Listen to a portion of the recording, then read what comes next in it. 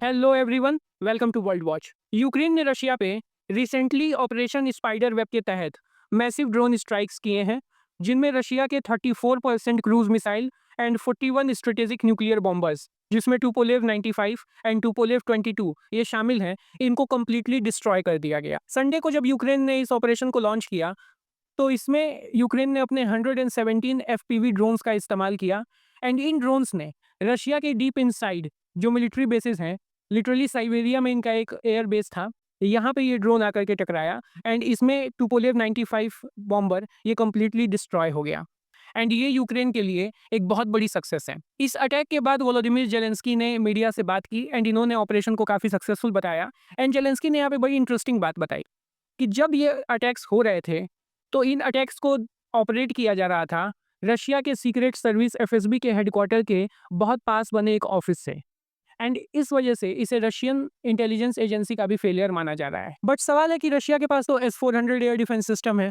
तो यूक्रेन के ये एफपीवी ड्रोन्स रशिया के इतने डीप इनसाइड बने मिलिट्री बेसिस तक पहुंचे कैसे? वेल, इन ड्रोन्स को यूक्रेन रशिया के बॉर्डर से लॉन्च नहीं किया गया था, बल्कि कई महीने पहले इन्हें इलीगली रशिया में स्मगल किया गया एंड इस अटैक के ठीक पहले ट्रक्स के माध्यम से इन मिलिट्री बेसिस तक पहुंचाया गया था। बट अगर इस अटैक की वीडियो देखें, तो यहाँ पे साफ दिखता है कि जो टुपोलेव न्यूक्लियर बॉम्बर्स थे, इन्हें खुले आसमान के नीचे रखा गया था। आमतौर पे इनके लिए हैंगर्स मौजूद होते हैं जो किसी भी तरीके के एयर अटैक से एंड अगर कोई ड्रोन अटैक होता है तो डेफिनेटली बॉम्बर्स को बचा लेते हैं। ये रशिया के साइड से एक बड़ी मिस्टेक है एंड इस मिस्टेक की वजह से रशिया को जो टोटल लॉस हुआ है वो अप्रॉक्स 7 बिलियन का है एंड रशिया डेफिनेटली इससे बिल्कुल भी खुश नहीं होगा एंड मंडे को जो पीस टॉक्स होने वाले हैं टर्की के इस्तांबुल में, वहाँ पे भी आपको इसकी झलक दिखाई देगी। यूएस ने इस पूरे अटैक के बाद एक स्टेटमेंट जारी की जिसमें ये बताया गया कि इन अटैक्स में यूएस का कोई हाथ नहीं है। वेल, ये कंप्लीटली यूएस की तरफ से वाइट वॉशिंग करने की कोशिश की गई है। यूएस ने डेफिनेटली यहाँ पर वाइटल इंटेल दिए होंगे, सैटेलाइट इमेजेस दिए होंगे एंड इन ड्रोन्स में भी कुछ चेंजेस करने में यूएस ने हेल्प की होगी। ये पूरे 1.5 साल की प्लानिंग थी, जिसके बाद इतना सक्सेसफुल अटैक रशिया के ऊपर लॉन्च किया गया है।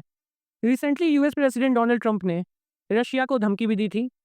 आज से 4-5 दिन पहले जब रशिया ने यूक्रेन पे massive drones and missile attack किए थे, उसके बाद डोनाल्ड ट्रंप ने व्लादिमीर पुतिन को पागल और सनकी कहा था एंड डोनाल्ड ट्रंप ने ये कहा था कि मेरी वजह से रशिया बचा हुआ है, अदरवाइज रशिया के साथ काफ़ी बुरी चीज़ें हो सकती हैं।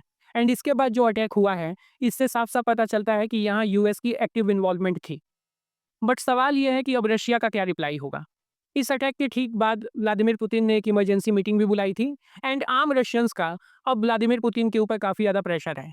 यूक्रेन ने जो ये अटैक किया है ये काफ़ी ज़्यादा प्रोवोकेटिव है एंड रशियंस ये डिमांड कर रहे हैं कि यूक्रेन को कम्प्लीटली डिस्ट्रॉय कर दो। एंड वापस से ये सवाल पूछा जा रहा है कि क्या रशिया यूक्रेन पे एक न्यूक्लियर स्ट्राइक करेगा?